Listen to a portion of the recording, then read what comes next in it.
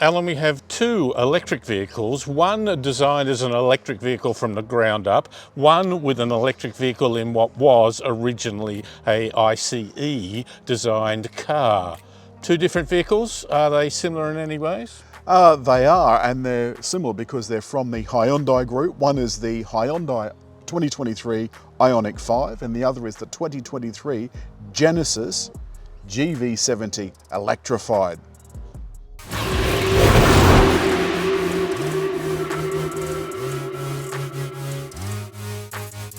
David, these two cars couldn't look more different if they tried.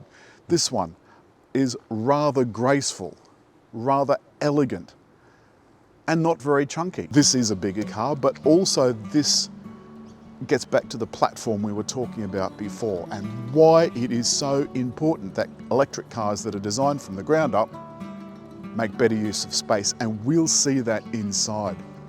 There's more chunk here, David. More chunk. Not just in the presenters, but in the cars as well. This is using pixels, and there's little pixels all over this car. They're here in the headlights. They're even in the camera. You can just see it through the plastic. There's no reason for that to be there. It's just a design element. They're both 77.4 kilowatt hours. 0.4 that counts. And of course, the bigger the battery, the longer it takes to charge. From a 350 kilowatt charger, these are both capable, and that's what I like. The Hyundai group and Porsche, as far as I know, are the only ones that can take full advantage of the 350 kilowatt charging. But my charging port is here in the front. David, yours is there at the back. It's got some pixels here that you're meant to be able to press, but as you can see, that's not working. But anyway, if you press and hold this, the port will open. As you can see, we've got the low voltage and high voltage charging. And the pixel motif. More pixels, more motif. Motif. Motif is probably a cocktail. Now, normally if you've got the key in your pocket and you just stand there, that will actually open up for you automatically. That's quite spacious, but of course the floor, as in most EVs, there's not a lot under it because there's, in the all-wheel drive versions, there's motor in the front and the back. And the door opening, I don't have to get my hands schmutzy from down below. Oh, you poor dear. I can just press that. Again, you can see that there's a similar amount of room in this as to the back one. So that's the rear parcel cover that you can take out and put up top. And then if you lift this up further, you can see that there's tire mobility kits and triangles and all of that sort of stuff. David, they say there's enough room for three in the back of this. Why don't you jump in? I want to demonstrate something to you. Not three of my proportions. Well, I don't think three of any proportions. That is very tight, and that front seat is set for where the last passenger was. David is very tight there for space. Well, but it's hitting on there. that white interior at least makes it feel quite capacious. You've got pull-up sunshades at the side, like so. And this gorgeous, creamy white interior. And as if to demonstrate the position, David, just jump in the back. That's easier to get in. The headroom's easier. David, look at the knee room.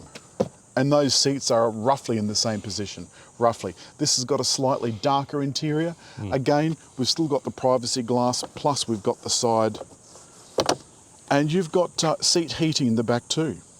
Remember, this is the 2023 version, so it's had a few updates, namely the digital mirrors. Personally, I think that looks absolutely dreadful. Audi have that in the door. I think this TV screen stuck on the door it looks pretty horrible, but it is nice and big and very, very clear. The biggest innovation in this is because this has a flat floor, you've got space down here for bags and a console. The floor's flat. There's a bag spot under here in the center console. In the GV70, that's not the case. And you've got this lovely design here. You'll see how different that is in the other car. While we're here, I know I've got the air conditioning on and it's zhuzhing quite a bit, but in this climate setting, this is where you'll find some of the smartest settings in the Hyundai group, and that is it will auto dehumidify, and there's smart ventilation, steering wheel heating automatically, and steering wheel ventilation. So if I turn all that on, the climate control will take care of everything for us. And so if you're starting to go into a tunnel, it turns off the outside air. If it's a really hot day, what's warmish today, it's going to turn on the seat cooling. Isn't that genius? An activation on washer fluid so you don't get any chemical smell in your schnoz. Isn't that genius? So in front of me I can see a lovely wide heads-up display, which we've already discussed. Okay, no, we've done something wrong. What have I done? After recharging, is one of the doors opened? One of the doors is open. So I'd like this to be adjustable, because that one's easier for me to see than this one. Now, the interesting thing is, we hopped in and drove around, amazed by the performance, and realised we're in eco mode. And if you go into sport, wow, it gets even better. Well, I'm in sport now, and you can see the dash has changed. I can tell you, after driving around in the Genesis for a week, that this is quite different. It's quite a different feel. It's far more engaged with the road, if an electric car can be engaged with the road. I think that they can be. The only problem is, under quite heavy wet weather, the low friction tyres can surprise you when they get a bit of scampery they scamper a bit. Yes.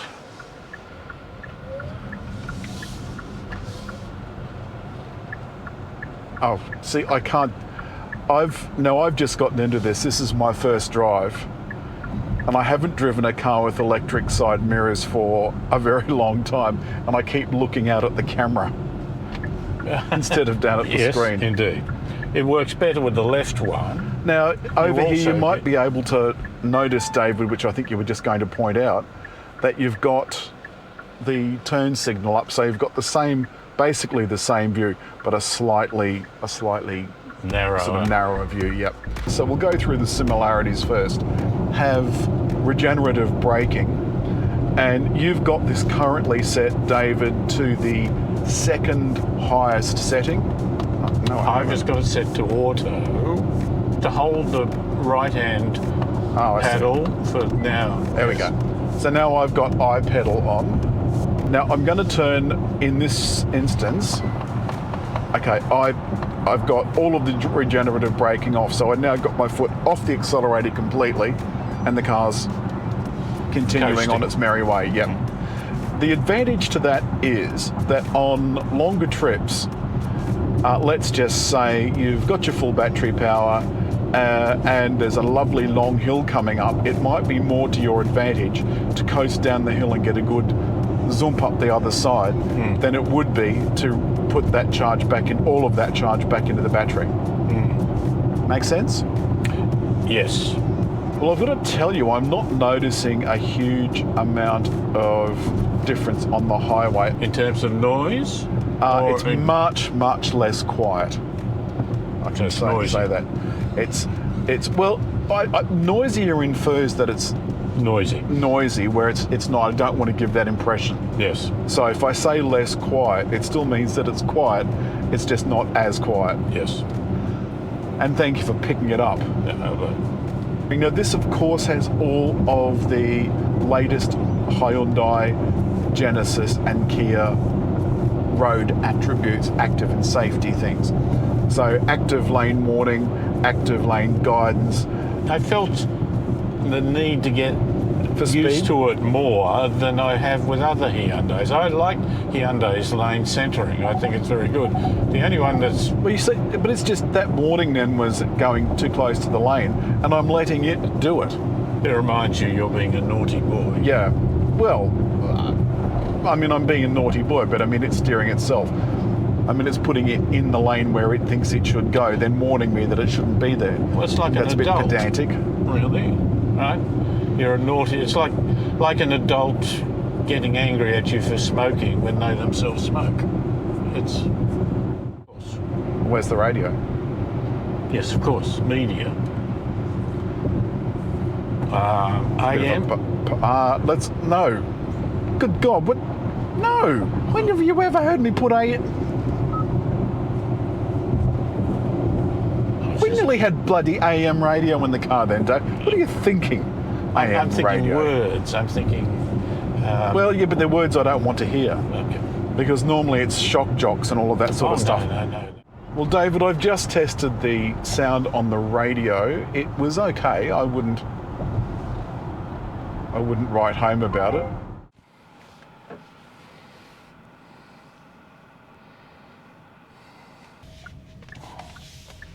It's not super light steering. It's got a little bit of effort. It's not that sort of very light and fluffy. Now, the dashboard doesn't have a digital speedo on it. But of course, it's the heads-up display that gives you the digital. Now, I'm pulling out here. Oh, I tell you what, that's got plenty. That's got plenty of power. In 600 metres, speed camera ahead 80 kilometres per hour speed limit, and then red light and speed limit camera ahead 60 kilometres per hour speed limit. Okay, I'm getting far too much information. I don't have time to go in and change it all, and of course I'm moving, so it would be dangerous. This very plush white leather sort of look, it's got a couple of things that are a flashback to me of cars of the past. Now I'm going on the M2, which has a lot of ridges to it. It's very smooth over that. But I'm getting what I think is road noise. Now the screen, as a backdrop of a cityscape, I thought it looked like dirty screen for a while. The heads-up display is pretty well what we got with the IONIQ5. I like the dial in the middle to be able to select the screen like a mouse. Some don't. I do. This is much more luxurious than the IONIQ5. Much more. The other thing is I much prefer conventional mirrors.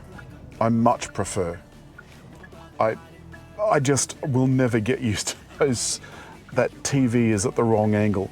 And the active noise cancelling makes the cabin so quiet. I love the mood lighting. The sound system in this, not quite as good as I would have thought. It's good, but I just expected it to be a little bit better. So after that, only you, the buyer, can decide whether or not you think 40,000 plus is worth all that extra luxury. It does have extra performance. So is the GV70 worth more? I think so. Hit like, leave a comment, and just on the little roundel to subscribe.